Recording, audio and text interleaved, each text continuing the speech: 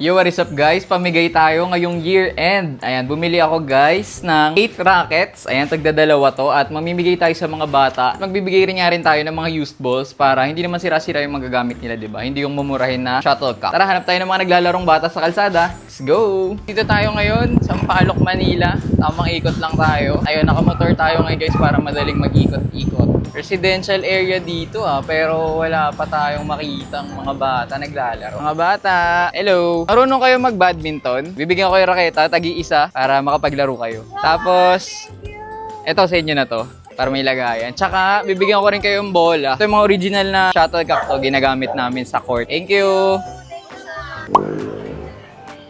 Hello mga bata, naglalaro kayong badminton? Mamimigay kasi ako ng raketa ngayon. Sa inyo ba? Yan, tagigisa kayo. Saka bibigyan ko rin kayo ng shuttlecock. Pare-pareho lang naman yan. Okay, ito lagay nyo. Para maiba yung game nyo kasi puro kayo, ano ba yan, nilalaro nyo? Volleyball? Badminton na kayo ngayon. Lalagyan. Tsaka bola ito. Thank you po. Sige. Enjoy kayo ha. Thank you. So, okay na guys, sa pamigay na natin lahat. Abangan nyo guys yung part 2 natin. Mamimigay tayo ng mga QY 2.0. Tsaka kung ano-ano pa. Kaya stay tuned lang. At abangan nyo, baka kayo na yung next na dayuhin natin. Bye!